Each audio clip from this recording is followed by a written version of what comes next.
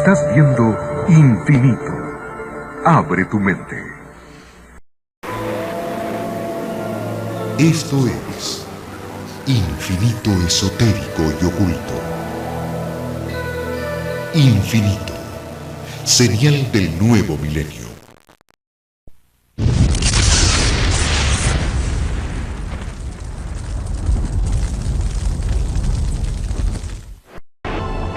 Los recientes descubrimientos han llevado a algunos investigadores a preguntarse si quizás las grandes civilizaciones del pasado no se convirtieron en víctimas de su propia creatividad. La pregunta luego se convierte en: ¿nuestra generación ha plantado las semillas de nuestra propia desaparición en una loca carrera por hacer todo más fácil, rápido y espectacular? El hombre moderno tiende a mirar a los siglos pasados con un poco de desdén. Parece que estuviéramos empeñados en atribuirnos el mérito de todas las innovaciones del hombre que realmente valen la pena. ¿Pero podemos hacerlo? ¿O lo que es más importante quizás, debemos hacerlo? ¿Es posible que no estemos notando algunas advertencias importantes dejadas por nuestros ancestros? El mundo está lleno de indicios dejados por grandes civilizaciones que florecieron y que cayeron, muchas de ellas en el olvido total. ¿Eso fue porque lograron muy poco? ¿O quizás porque lograron demasiado? En la antigüedad, la gente no tenía calculadoras de bolsillo ni computadoras personales, pero eran capaces de realizar algunos cálculos impresionantes.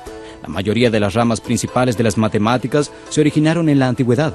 Los ingenieros y constructores de la antigüedad empleaban las sofisticadas matemáticas para diseñar edificios, puentes, caminos y armas. Nosotros medimos los ángulos en minutos y grados gracias a los babilonios.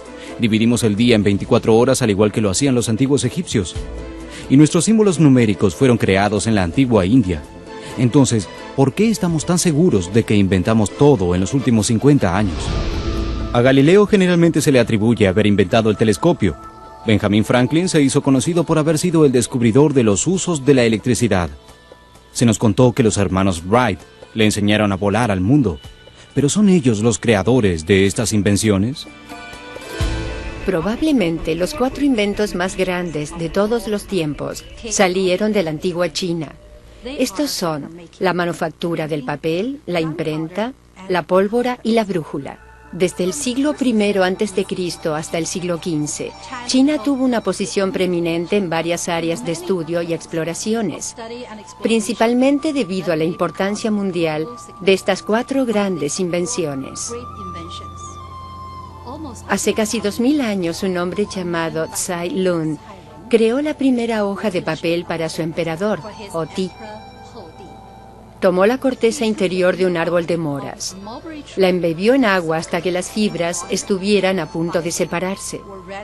Luego fue agitada y batida hasta formar una pulpa, cuyas fibras quedaron unidas al secarse. Por más de 500 años, la civilización china fue la única en hacer papel en esta forma.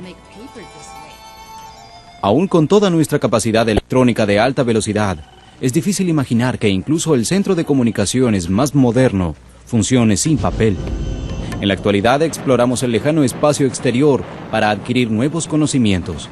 ¿Es posible que las nuevas tecnologías que buscamos y las nuevas respuestas se encuentren en el pasado? Ya que hasta ahora nadie ha inventado una máquina capaz de viajar a través del tiempo, tendremos que hallar otra forma de descubrir los secretos que quizás aún estén guardados en el pasado. Las civilizaciones que aún permanecen ocultas. Por ejemplo, los indios Hopi, al igual que los mayas y los aztecas, creían que existían otros mundos y que fueron destruidos. ¿Hay un común denominador que conecta a estas culturas y el conocimiento que supuestamente poseían? Es interesante mencionar que muchos de los textos antiguos hablaban sobre una edad de oro y una tecnología avanzada como la de la Atlántida, en donde el hombre vivía en armonía con la tierra. Y había muchos sabios y maestros que ayudaban a guiar a la sociedad.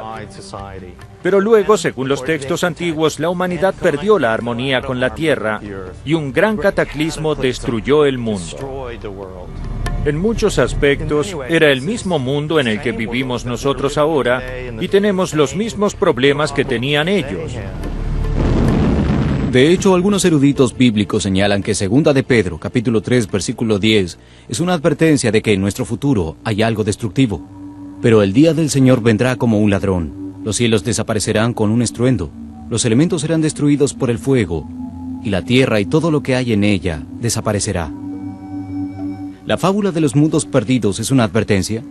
¿O todas estas historias de maravillosas civilizaciones pasadas son simples mitos e historias fantásticas que han pasado de una generación a la otra? El poeta romano Lucrecio, que nació cerca del 95 a.C., es famoso por su poema épico llamado De la naturaleza de las cosas. Y para un estudiante de ciencias modernas que creció pensando que la teoría atómica es algo del siglo XX, es una revelación porque él también tenía una teoría atómica y no es muy diferente a la nuestra.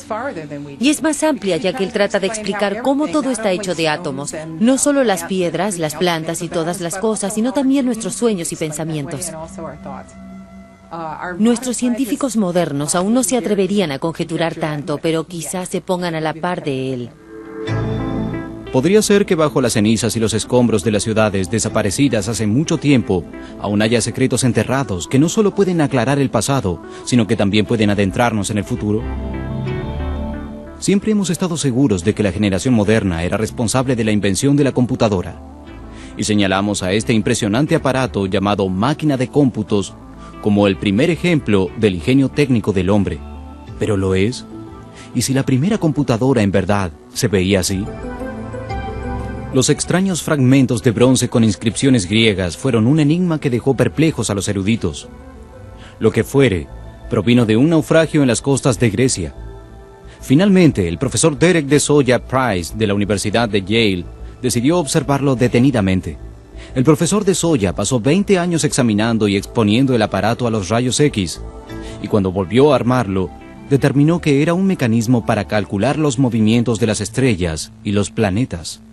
La computadora antiquífera de la antigüedad era un aparato asombroso. Era una pequeña caja con 32 engranajes presuntamente accionados por una manivela en su costado. Al accionar la serie de engranajes en la máquina, las manecillas indicaban las posiciones relativas del Sol, la Luna y varios de los principales grupos de estrellas. No hay nada parecido a este instrumento en otra parte. No se conoce nada comparable con esto en ningún texto científico o trabajo literario. De todo lo que sabemos sobre ciencia y tecnología de la época helenística, un aparato como este no podía existir. Este aparato demuestra que los griegos tenían una ciencia más avanzada de lo que nosotros pensábamos y debería hacer que nos preguntemos qué otras cosas más hay que aún no hemos encontrado. ¿Qué será? Historiadores, arqueólogos y paleontólogos buscaron respuestas desde el comienzo hasta el fin de las civilizaciones, en sus registros escritos, sus cerámicas, sus joyas y en sus huesos. Quizás deberían estudiar los registros de sus invenciones. Desafortunadamente, el hombre parece estar en su esplendor cuando inventa métodos para demostrar lo peor de la humanidad. ¿Pero son las armas una respuesta a las demandas de la guerra? ¿O su invento es una excusa para hacer la guerra? ¿Gatling en verdad inventó la ametralladora? ¿Fueron los alemanes en la Primera Guerra Mundial quienes inventaron el gas venenoso? ¿En verdad los estadounidenses inventaron la bomba atómica en el siglo XX? ¿Qué calamidades que pueda inventar el hombre caerán sobre nosotros en el futuro? Una vez alguien escribió, la necesidad es la madre de la invención. Pero no podemos evitar preguntarnos si en algunos casos la invención misma es la que hace que usarla sea una necesidad, como en el caso de las armas. Normalmente cuando pensamos en armas, pensamos en cosas que cortan, disparan o estallan. Pero algunas de las armas más sofisticadas están más relacionadas con la estrategia que con el caos. Por ejemplo, una batalla puede ser ganada o perdida basándose en la precisión de los mapas con los que se cuenten. Pero la confección de mapas o la cartografía es una invención bastante reciente, ¿o no? Este mapa fue encontrado en Estambul en 1929. Se llama Mapa Piri Reis, data del 1513. Muestra formaciones geográficas y algunos creen que demuestra conocimientos de trigonometría esférica y continentes que serían descubiertos cientos de años después. ¿De dónde provenía este conocimiento? ¿La ciencia de la cartografía en realidad fue descubierta por algún almirante de la antigüedad? Un mapa grabado en piedra por los chinos en el año 1137 muestra la misma perspectiva que el mapa Piri Reis y otros similares. Esta es una indicación de que la gente de la antigüedad era capaz de dibujar mapas del mundo entero con una experiencia técnica uniforme. Pero ¿cuál era su fuente de información universal? El único libro que estaba en uso en ese momento era la Biblia. ¿Puede ser que la Biblia sea más que solo una referencia espiritual? ¿Es posible que este antiguo libro también pueda ser usado como guía de referencia para el espíritu de la invención? Hay misterios ocultos en la Biblia que son como desafíos para nosotros. Y hay varios ejemplos. Uno de los clásicos es la vida de Matthew Fontaine Maury, que de joven quedó fascinado al leer las Escrituras. Hay un pasaje en el Salmo 8 y también en Isaías que hace referencia a los caminos de los mares. En 1825 fue guardia marina y pasó el resto de su vida informándose, elaborando lo que hoy conocemos como la ciencia oceanográfica. Estuvo en contacto con capitanes para reunir información.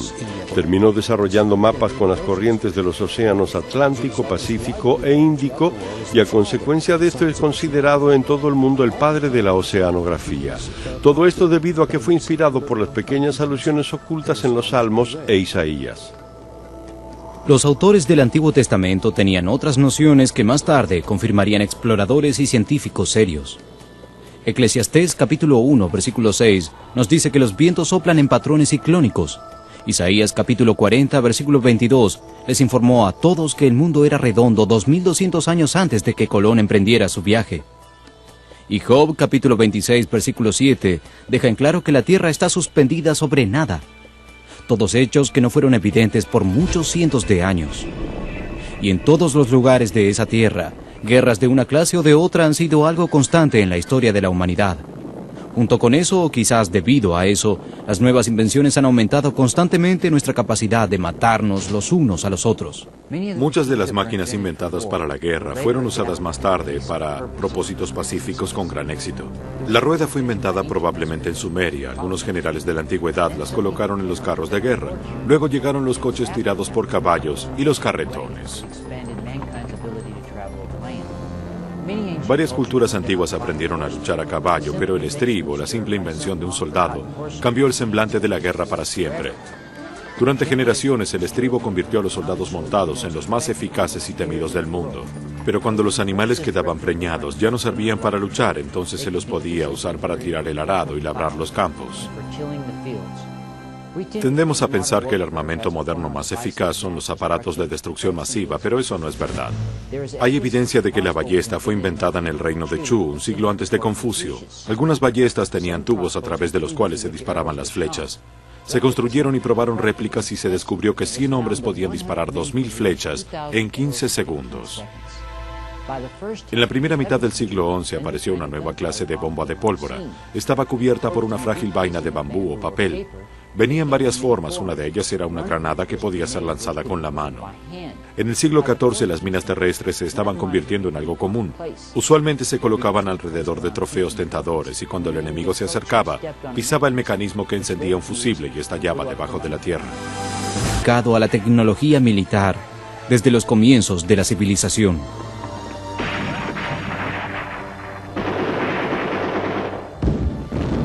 A veces nos gusta pensar que nuestros ancestros tenían una forma de vida relativamente simple y libre. Después de todo, ellos no compartían nuestra moderna obsesión con el tiempo. Pero el hecho es que ha habido relojes de uno u otro tipo desde hace 4000 años. Alrededor del 3500 a.C., los egipcios usaban obeliscos, monumentos con 4 caras, delgados y piramidales, cuya sombra indicaba el día más largo y más corto del año, y dividía el día en 2 partes, marcando el mediodía. Los egipcios también usaban un reloj de sombras. Cuando la varilla larga de este instrumento giraba hacia el este y el oeste en la mañana, un estilete que sobresalía en el extremo este hacía una sombra móvil sobre las marcas. Al mediodía el instrumento se colocaba en la dirección opuesta para señalar las horas de la tarde. Los primeros relojes eran simplemente un cilindro con agua en la parte superior, desde donde ésta goteaba a través de una pequeña caña hasta llegar al fondo de la cámara. El nivel del agua indicaba la hora. Las versiones posteriores contaban con un mecanismo de engranajes para que a medida que el agua subiera, la manecilla fuera indicando el paso de las horas. Hay algunos que afirmarán que la invención del reloj le hizo más daño a una vida civilizada que la invención de la pólvora. Pero nos complace informar que no todas las invenciones antiguas fueron destructivas. A Galileo se le atribuye casi universalmente la invención del telescopio, pero hay algunos que no están de acuerdo con eso. Un hallazgo único hecho en 1853 por Sir Austin Henry Layard en Nimrud, una de las antiguas ciudades de Asiria, provocó ese debate e inició una discusión sobre la habilidad del hombre antiguo para idear y usar lentes. Se cree que la lente de Layard, que pertenece al período comprendido entre los siglos 9 y 7 a.C., es una de las primeras lentes de aumento. Aunque a través de los años se han descubierto numerosas lentes similares a las de Layard, los eruditos creen que estas son simplemente piezas de joyería o, en el mejor de los casos, toscas lentes de aumento para encender un fuego. Sin embargo, es interesante destacar el hecho de que unas monedas que fueron descubiertas y que pertenecían al período comprendido entre los años 336 y 323 a.C. tenían un grabado tan diminuto que, sin dudas, se necesitó una lente de aumento para poder grabarlas. Ni siquiera el inventor de la máquina tragamonedas puede afirmar ser el primero en el mundo moderno. Y los primeros usuarios de estos aparatos estaban muy lejos de los casinos y las salas de juego. El renombrado inventor alejandrino Herón, que vivió en el siglo I después de Cristo, creó una máquina que funcionaba con monedas para expender agua bendita en el templo. Los parroquianos concurrían al templo y si querían un poco de agua bendita colocaban una moneda en la parte superior de la máquina y esta caía en un platillo de balanza que se inclinaba y arrojaba una pequeña cantidad de agua bendita en la mano de alguien y la moneda rodaba hasta caer en el fondo de la máquina y luego los parroquianos entraban al templo. Los escritos de Herón sobre mecánica describen una variedad de dispositivos mecánicos: pájaros cantores, títeres, una bomba de incendios, un órgano de agua y su más famosa invención, la primera máquina de vapor. La máquina de vapor de Herón fue una precursora de las turbinas de vapor de los tiempos modernos. El aparato era un recipiente con agua y un par de tubos que subían hasta llegar dentro de una esfera. La esfera tenía dos brazos curvados en ángulo para que a medida que el vapor subiera a través de los brazos y escapara a través de las pequeñas aberturas que había en ellos, la esfera girara y rotara. En los tiempos de Herón, estas cosas eran principalmente un objeto que causaba curiosidad o un juguete. Más tarde, en el 1400, un inventor italiano trató por primera vez de usar estas máquinas para hacer algo útil. Las maravillosas invenciones individuales son realmente asombrosas cuando son vistas a través de la lente de la historia. Pero es importante recordar que las invenciones pasadas y presentes no siempre eran aceptadas fácilmente, aunque en algunos casos estos inventos podrían haberse convertido en el punto de apoyo de culturas enteras que los hubiera hecho elevar por encima de sus vecinos. Uno de los registros más asombrosos del avance tecnológico proviene de un antiguo manuscrito indio llamado Vimānika Sastra.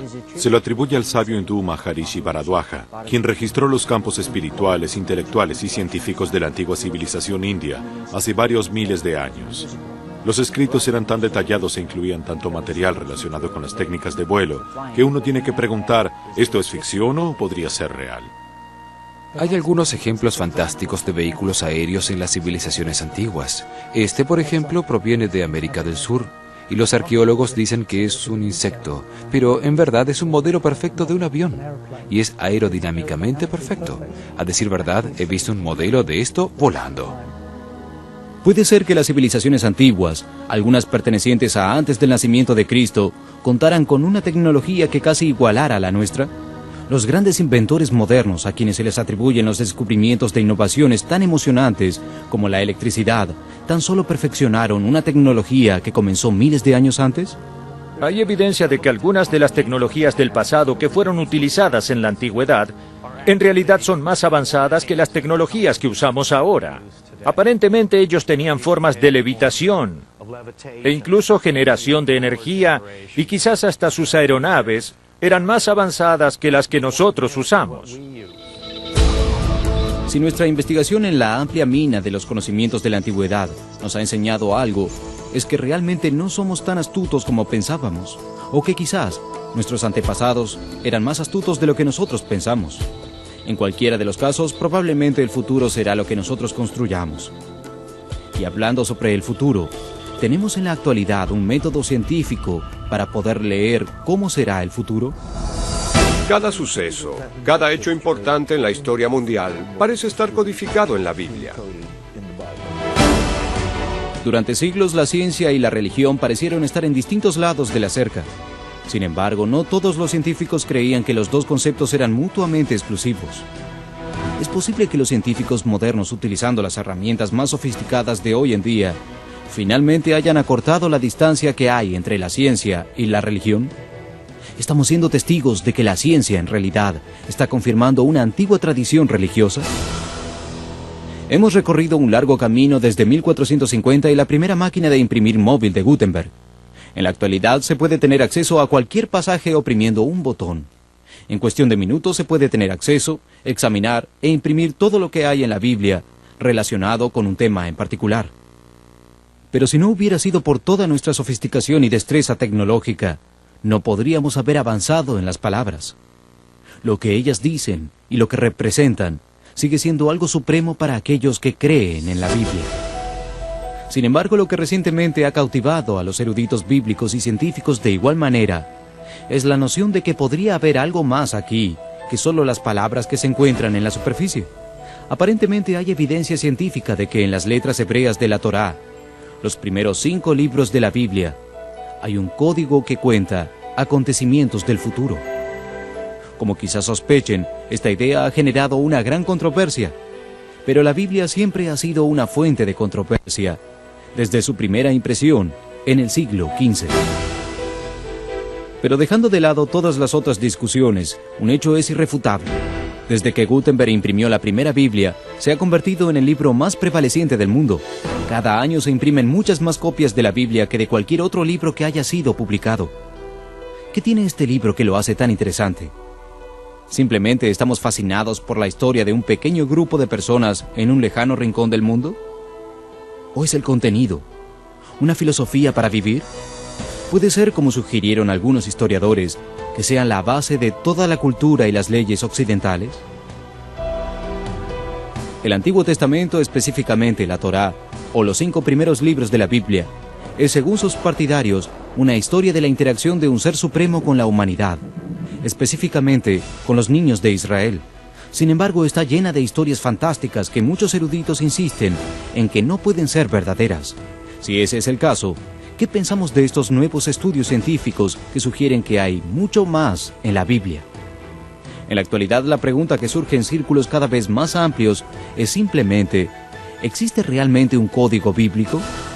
Y quizás algo más importante, ¿contiene este código información sobre Hitler y el Holocausto? ¿Sobre la restauración de Israel? ¿Sobre la guerra de los 6 días? ¿En verdad anticipó el asesinato de Yitzhak Rabin? ¿Y puede decirnos las alegrías y desgracias que nos depara el futuro? Pero ¿cómo puede existir algo como un código bíblico? Según la Biblia, Dios le dijo a un hombre llamado Moisés que subiera al monte Sinaí, en donde le darían tablas de piedra, una ley y mandamientos que él mismo había escrito. Y según el texto, Dios bajó hasta la cima de la montaña entre rayos y truenos, fuego y humo, y le habló a Moisés desde una gran nube negra. Es una historia asombrosa si es que pasó, y si sucedió, aún debemos tratar de determinar si Moisés fue responsable de este libro, la Torá. Y si lo fue, ¿hoy en día el texto aún podría ser el mismo que Moisés trajo de la montaña? Luego de casi 4000 años de hacer copias y traducciones, ¿es eso remotamente posible? En 1982, 3 hombres, todos científicos, Eliyahu Rips, Doran Whitson y Johann Rosenberg, decidieron ver si había alguna evidencia científica de que en la Biblia realmente existía un código obtenido del conteo de una cantidad específica de letras en el texto. Eran científicos renombrados internacionalmente, arriesgando sus reputaciones por una idea que parece muy poco científica. ¿Por qué? ¿Podría ser que luego de siglos de estar enfrentadas estuvieran buscando modos de unir la ciencia y la religión en una sola expresión de verdad? Cualquiera que haya sido su razón, ese estudio despertó interés mundial por el antiguo texto y el misterio de los códigos de la Biblia, que dicho sea de paso, está lejos de ser una nueva idea. Hay una antigua tradición entre los judíos respecto de la Torá. Esta tradición sostiene que, a diferencia de todos los otros libros de escritos religiosos, solo la Torá no fue simplemente inspirada, sino que fue dictada a Moisés directamente por Dios, con una secuencia de letras precisa, sin puntuación o espacios entre las palabras. Considerado que las palabras de la Biblia eran algo inspirado divinamente, pero esta tradición sugiere algo más.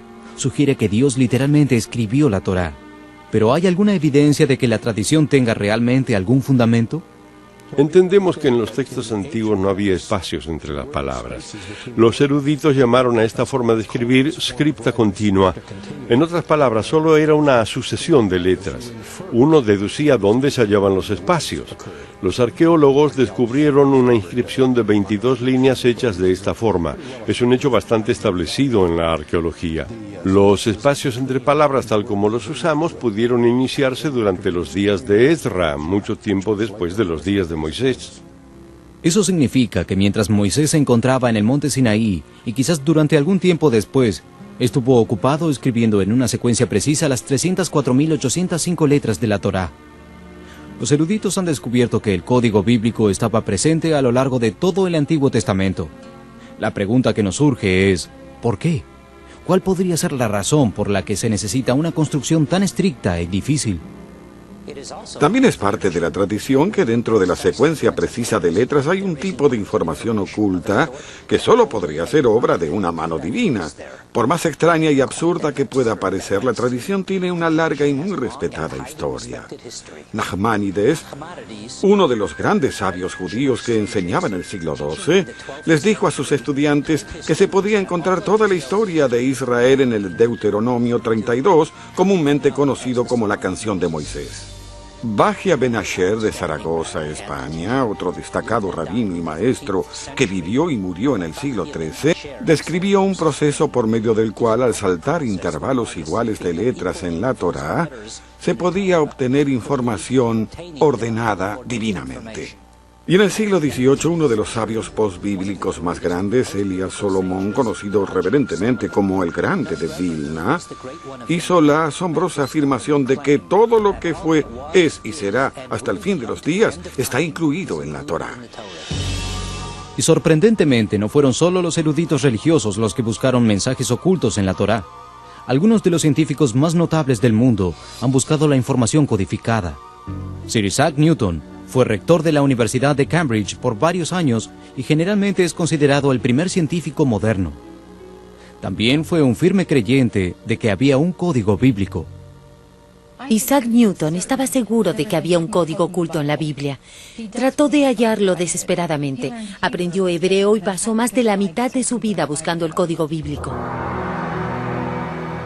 La mayoría del millón de palabras o más escritas con la propia letra de Newton no tenían nada que ver con las matemáticas o la astronomía, sino más bien con la teología esotérica. Por sus escritos queda claro que Newton creía que había una profecía sobre la historia de la humanidad oculta en la Biblia. Newton estaba seguro de que la Biblia, en realidad, el universo entero, era un criptograma hecho por el Todopoderoso. Pero el secreto del código bíblico, si realmente existió, no pudo ser descubierto por el gran científico. ¿Los científicos modernos en realidad han descubierto el código? ¿Pueden triunfar las computadoras donde los hombres han fallado? ¿Cómo la tragedia más grande en la historia de los judíos fue lo que hizo posible la investigación científica del código bíblico? En la época de la Segunda Guerra Mundial, el criptoanálisis, el arte de crear y descifrar códigos, iba camino a convertirse en una ciencia. Un pequeño grupo de matemáticos polacos había descifrado el supuestamente indescifrable código enigmático alemán en 1934. Cuando Estados Unidos se sumó a la guerra, el Servicio de Transmisiones y más tarde la Agencia de Seguridad Nacional pudieron mantenerse un paso adelante del código al proporcionarle a los generales aliados información anticipada sobre la estrategia alemana. Pero para estar al día con el código que mutaba constantemente, se vieron forzados a idear aparatos para realizar grandes cantidades de cálculos. Lo que inventaron fue una enorme calculadora mecánica que llamaron máquina de cómputos.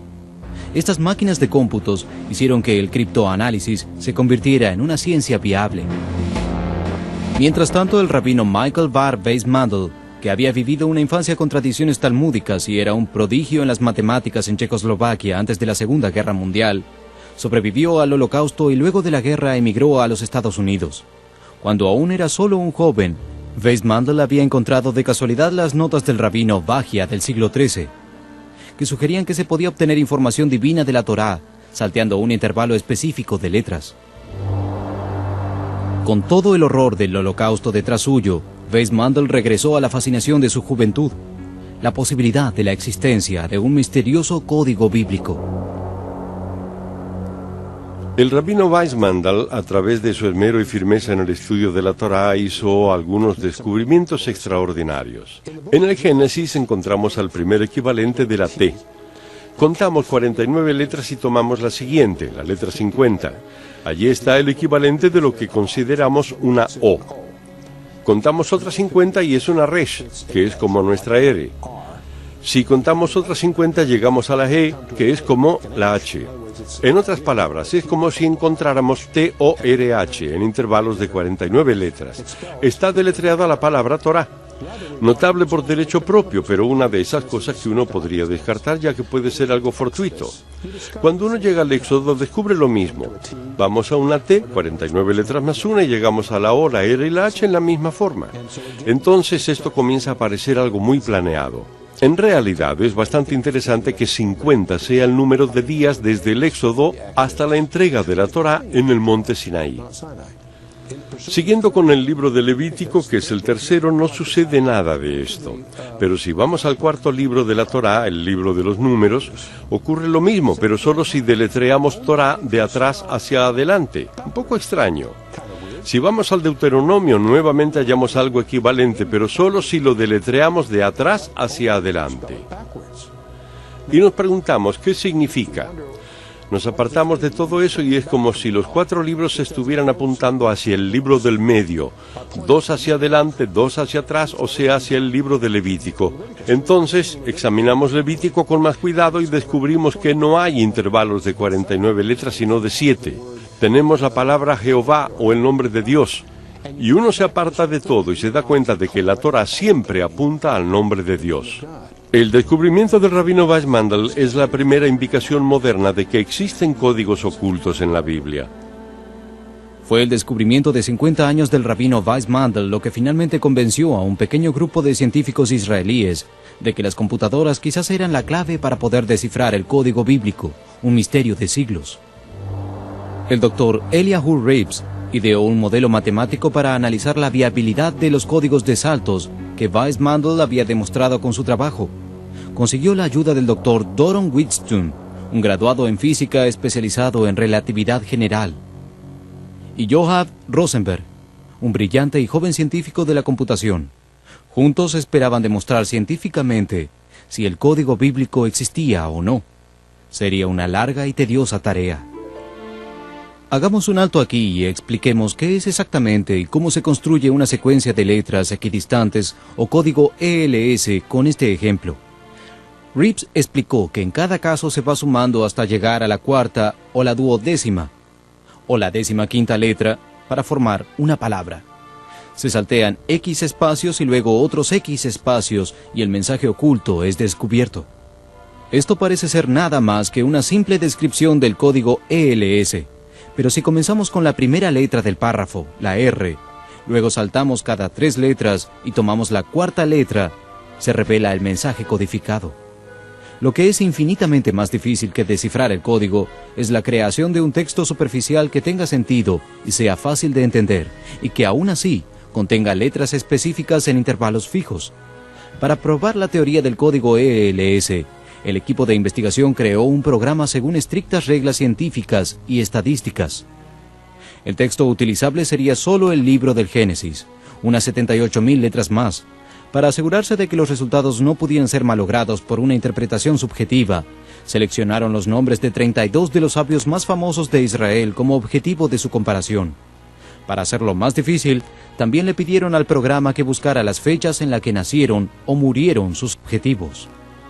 Luego de meses de trabajo, el complejo programa y modelo matemático estaba listo. Ahora dependía de la computadora. Los resultados de esta prueba sorprendieron hasta a los investigadores. Los 32 nombres estaban codificados en el texto, junto con la fecha de su nacimiento y de su muerte. Pero eso no fue suficiente para Rips. Quería más pruebas. En su experimento final tomó los 32 nombres y las 64 fechas que el código había revelado, y las mezcló con 10 millones de combinaciones diferentes, de modo que 9.999.999 eran desiguales y solo una tenía un par correcto. Solo el nombre y la fecha correctos se unieron. Los investigadores nos dijeron que las posibilidades de que esto suceda por casualidad eran literalmente de 1 en 10 millones. Harold Gans, criptólogo de la Agencia de Seguridad Nacional en Maryland, estaba decidido a demostrar que los resultados eran algo fortuito. Escribió su propio programa y agregó los nombres de 34 sabios judíos más y las ciudades de su nacimiento o de su muerte. Lo que descubrió aquel fatídico día en su oficina de Maryland fue que en el código estaban los 66 nombres. Los resultados que obtuve fueron aún más significantes que los del experimento original realizado por Wheatstone y Reeves. En ese momento yo sabía sin ninguna duda que el código era real. Sentí escalofríos. Alentado por los resultados, el estudio fue enviado a la prestigiosa revista estadounidense sobre matemáticas llamada Statistical Science para que lo leyeran y quizás publicaran. Robert Cass, editor de la revista Statistical Science y profesor de la Universidad Carnegie Mellon, dijo: nuestros expertos fueron desconcertados. Las creencias anteriores los hizo pensar que el libro del Génesis no puede contener referencias significantes de individuos de los tiempos modernos. Aun cuando los autores realizaron verificaciones adicionales, el efecto persistió. El ensayo es ofrecido a los lectores de Statistical Science como un intrigante enigma. Oculta durante miles de años, la información descrita por Bakhia y buscada con tanta perseverancia por Weissmandl y otros sabios judíos, aparentemente estaba siendo confirmada por una inverosímil convergencia entre la religión y la ciencia. En 1994, Michael Drosnin, un escritor y ex periodista, viajó a Israel para encontrarse con un amigo íntimo del primer ministro Yitzhak Rabin. Llevó consigo una carta con alarmantes insinuaciones. Luego de 2 años de investigación, encontré codificado el nombre del primer ministro de Israel, Yitzhak Rabin. Su nombre estaba codificado en la Biblia una sola vez, y cruzándolo, muy claramente, estaban las palabras: asesino asesinará. Me horroricé. Rabin ignoró por completo la advertencia, pero el 4 de noviembre de 1995 se comprobó que la información codificada en la Biblia era verdad. Rabin fue asesinado por alguien que creía que estaba en una misión de Dios. Si el código está ordenado divinamente como sugirió Rabbi Bakhia, entonces, ¿qué puede decirnos sobre las grandes advertencias bíblicas, tales como el fin de los días? Según el Nuevo Testamento, habrá un soberano que gobernará la tierra durante 7 años hasta que se produzca el regreso de Cristo. Asombrosamente, en el Antiguo Testamento hallamos información relevante codificada sobre este anticristo que confirma la profecía de San Juan en el libro del Apocalipsis. También encontramos que firmará un tratado de paz con Israel durante 7 años. Esto indicará el comienzo de los últimos días y sucederá para el año 2050 después de Cristo. ¿Pero los códigos solo tratan sobre eventos relacionados con Jerusalén y temas bíblicos? Los trágicos incidentes en Nueva York, como el ataque al World Trade Center y las Torres Gemelas, le han dado un nuevo ímpetu a la investigación del código bíblico, ya que todos los detalles relacionados con estos eventos pueden hallarse dentro de la matriz del código bíblico en el Antiguo Testamento. Primero encontramos la fecha, septiembre de 2001, que aparece solo una vez en el Viejo Testamento. Esta fecha está cruzada por palabras tales como 4 aviones, 2 edificios, terroristas, talibán, así como también el nombre Osama, que aparece 3 veces muy cerca de esa fecha. Increíblemente, las palabras American y United aparecen en el grupo, al igual que por la mañana, secuestrador aéreo, afgano y guerra. Todas estas palabras aparecen juntas en la misma matriz. En realidad, el nombre Osama Bin Laden cruza un verso que dice: el terror está en el corazón. Él tumbará las torres. La investigación y el desarrollo de un software de código bíblico se está moviendo a una velocidad de años luz, aunque pasarán años antes de que se conozca en su totalidad todo lo que el código bíblico tiene para decirnos. Y ahora cualquiera puede examinar el código bíblico en su propia computadora utilizando una variedad de productos de software de código bíblico. Muchos de los paquetes son fáciles de utilizar, aunque el usuario no tenga conocimientos de hebreo. Primero se selecciona la extensión de texto que uno desea examinar, luego el rango de saltos que uno quiere que utilice la computadora. Después se selecciona una palabra o una frase y el traductor que tiene incorporado busca el equivalente en hebreo. Se oprime el botón de búsqueda y esta comienza. Los resultados pueden ser mostrados en una matriz. Los nuevos métodos de decodificación de la matriz combinados con software para traducir lexicones y búsquedas en diccionarios abren grandes posibilidades para que la gente pueda buscar por sí misma futuros eventos en el código bíblico. El matemático israelí que descubrió el código bíblico, el Dr. Rips, piensa que hemos hallado solo el primer nivel y el más sencillo de un código que probablemente es mucho más complejo. Como matemático, su suposición es que encontramos este claro patrón y que indudablemente hay un patrón mucho más extenso. Pero aún no contamos con las herramientas matemáticas o quizás con la tecnología para verlo. Las posibilidades podrían ser infinitas. La investigación continúa. Sin embargo, casi todos los días surge información nueva, emocionante y controvertida. Pero ahora, por primera vez, aquellos que buscaban respuestas para la antigua pregunta de la autenticidad de la Biblia pueden acudir tanto a la ciencia como a la religión.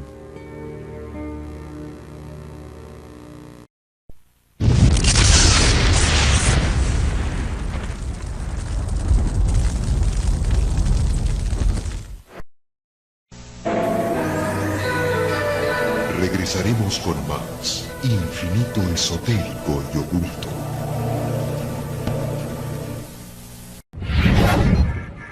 Infinito. Abre tu mente.